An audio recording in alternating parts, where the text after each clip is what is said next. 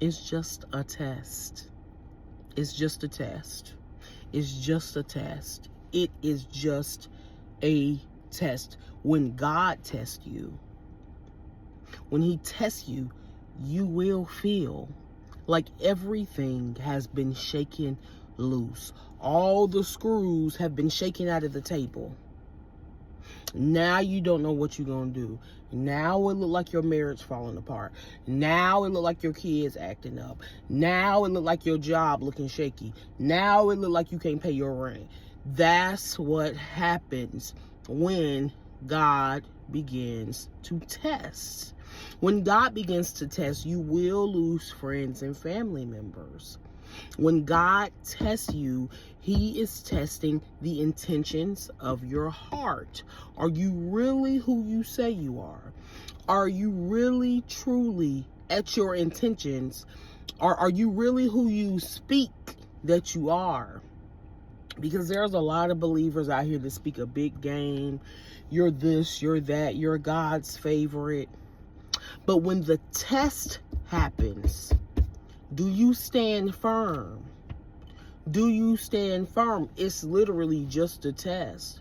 And a lot of people fail the test. They fail. I failed too. I'm telling you, I had to repeat the same test at least 50 times until I realized it's a test.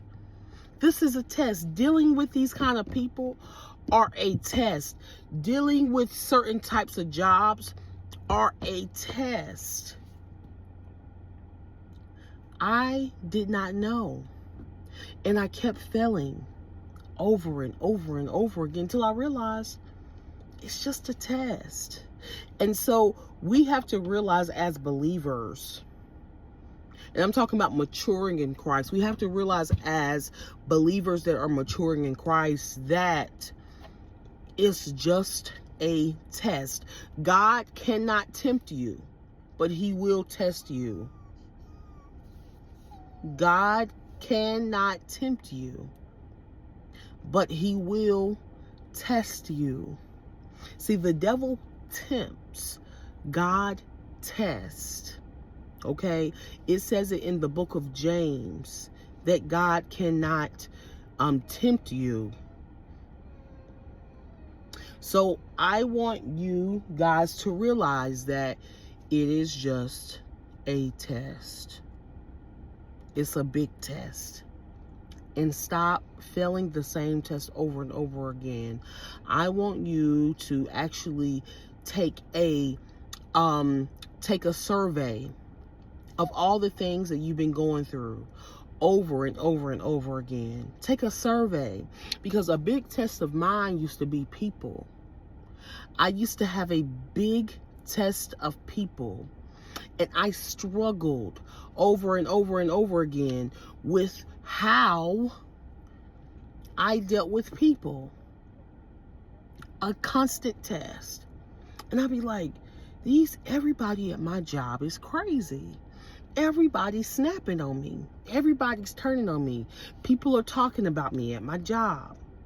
And so it pushed me, my God, it pushed me in a corner, and I kept failing the test. I failed it. I'm telling you, I failed the test so many times. And I would just quit the job. I would quit because of a little chitter chatter. I would quit because people were monitoring me, monitoring my every move.